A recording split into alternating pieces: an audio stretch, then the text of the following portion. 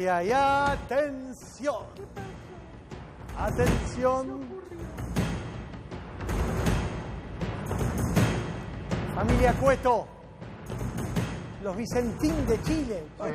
Pero me tienen de hijo con Vicentín. Y bueno, no es nuestro acuerdo. A ver. ¿Quiénes son los Cuetos? Bueno, vamos a contar quiénes son los socios famosos y muy conocidos, dos hermanos, socios de Piñera, los cuales, entre otras cosas, se quedaron con la empresa LAN. ¿Ustedes se acuerdan? Ahí vamos a mostrar la foto. Los más viejos, sí, seguramente ahora vamos a mostrar la foto. Los más viejos se deben acordar. ¿Se acuerdan de la empresa LAN?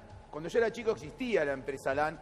Esa empresa que ahora derivó en llamarse LATAM. Bueno, los hermanos, sí, los hermanos Cueto, acá los tenemos en pantalla, junto al actual presidente de Chile, Sebastián Piñera. Estos tres señores se quedaron con la empresa LAN, la convirtieron en LATAM.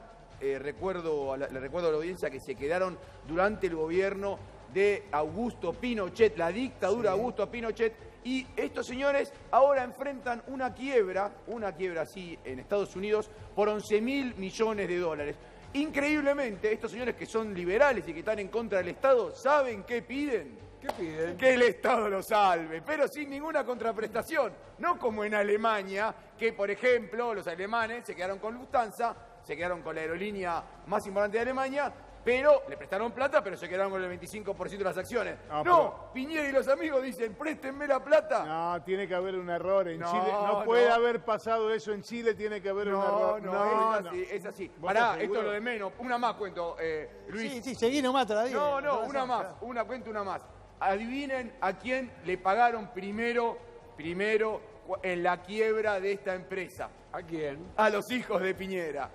Pará, casi te va. Pará, vamos a presentar a Dina Fellner, que además de ser dirigente de uno de los gremios aeronáuticos, también tiene un importante cargo de representación ante la Federación Internacional de los Trabajadores del Transporte.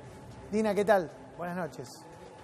Buenas noches, Mauro. Hola a toda la audiencia. Me hacía reír con la caracterización. Son los Vicentín de chilenos. Bueno, pero, a ver, más allá de que quiénes son los Cuetos, estamos hablando de esto y me gustaría que Autalán nos hiciera una introducción a propósito de lo que ocurrió aquí con la filial de LAN en nuestro país. ¿Qué ocurrió? La cuento en datos, no en opinión. Empezaron el procedimiento de crisis, presentaron 60 carillas.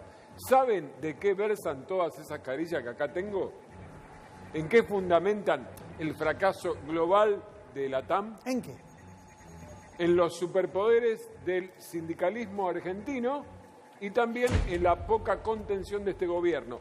Hay que recordar que el ATP, ¿no? Apto para todo público, la ayuda al trabajo y la producción, bueno, fue percibido por todo el personal de la TAM. Por ahí va la cosa, donde está en juego, no hay que reírse de esto, la suerte de más de 2.000 familias para que esto continúe. Y como dice Ernesto, no piden por los hijos de Piñera, pero también se reclama que el Estado haga algo de su galera imperfecta para salvaguardar a esta empresa. En esa cuestión también está nuestra entrevistada. Más o menos lo resumí con ironía.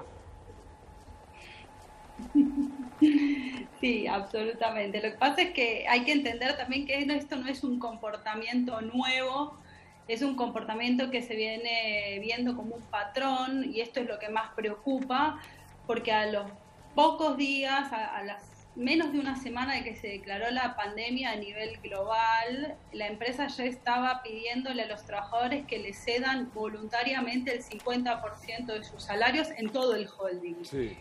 Y esto lo hicieron de manera generalizada cuando hay países donde incluso tuvieron que forzar las voluntades individuales con extorsiones uno por uno. Un asterisco ahí. En la Argentina, ¿hay un sector de empleados de la TAM que accedió a esa hiperpoda salarial? En todos los países, incluida la Argentina, porque por supuesto cuando la empresa lo que hace es decir que si uno no acepta esto, la empresa va a tener que cerrar y nos meten en esa falacia del falso dilema de tener que elegir entre algo horrible y algo espantoso, uno individualmente, y este es el mecanismo que es individual, se ve acorralado, pero además es un mecanismo para eludir las negociaciones colectivas, que es lo que finalmente tuvieron que enfrentar. No son todos los países iguales y en esto sí quiero aclarar que más allá de la caracterización muy didáctica que hicieron al principio de cómo es este grupo económico, y cuando era LAN o LAN Chile, la L, la A y la N quería decir líneas aéreas nacionales, por eso tenía la palabra Chile al lado, y esto en los últimos minutos de la dictadura fue privatizada, y quiero decir que además el ministro de Trabajo, que heredó el modelo sindical, entre otras cosas, de la dictadura a la transición democrática, era el hermano de Sebastián Piñera, en ese entonces era el ministro de Trabajo. Y dentro no solo armado el consorcio de empresas privatizadoras que recibían los bienes del Estado, sino aparte las reglas del juego. Sí, Dina, pero me parece acá que hay que recordar algo también. Un nombre que me parece que se nos está escapando, y es Gustavo Lopetegui. ¿Por qué digo esto? Porque el vicejefe de gabinete de Mauricio Macri fue una persona muy importante en la TAM. ¿Es así, Dina?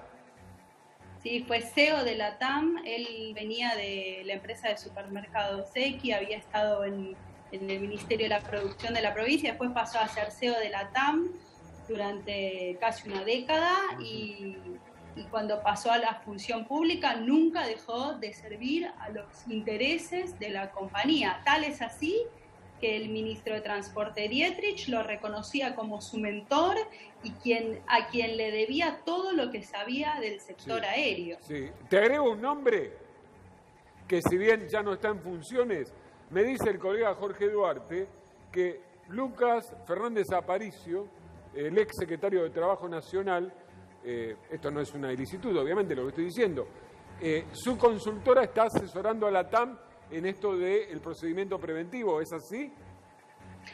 Bueno, son datos que circulan, todos los hemos recibido. Gracias, Duarte, por traerlo a la mesa también. Sí, de hecho, en los países donde la TAM funciona, y en esto Argentina no es la excepción, los que venimos analizando el comportamiento de la empresa y como trabajadores, ¿no? Pues yo también soy una trabajadora de la compañía, lo sufrimos además, vemos un mecanismo de puerta giratoria entre el sector público y las gerencias de la empresa, con distintos funcionarios que se ponen el gorro de gerentes, después se ponen el gorro de CEOs, porque ascienden dentro de la estructura de la empresa, y después saltan a la función pública, y cuando se les acaba el periodo de la función pública vuelven a la empresa. Y esto lo vemos en lo que es la Dirección de Aeronáutica Civil en Chile, la Dirección de Aeronáutica Civil en Perú, y después son gerentes de operaciones o jefes de la empresa en distintos sectores, y no es, o sea, es muy, es de dudosa moralidad,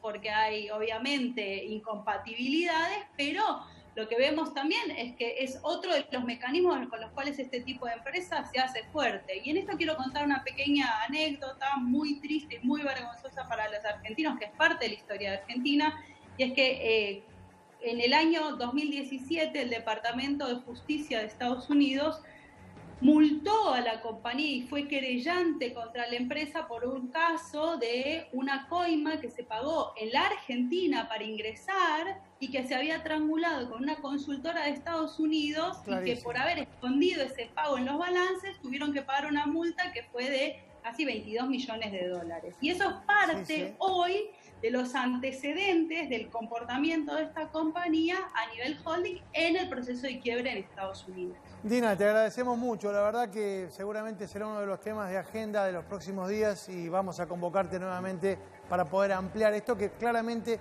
se ha transformado en una de las lamentables noticias de las últimas jornadas. Muy lamentable, por cierto, y la verdad es que también los trabajadores somos rehenes de esta situación. Apelamos a que el gobierno realmente entienda la gravedad y que se ponga del lado de las trabajadoras y los trabajadores, como ha mostrado ya que lo viene haciendo. Claro. Obviamente a disposición de ustedes para poder estar informando y mostrando cuál es el verdadero estado de esta empresa. Gracias, Dina. Que tengas buenas noches. Adiós, buenas noches. Y ahora llegó el momento más esperado. ¡Véngale! Tac, tac, tac.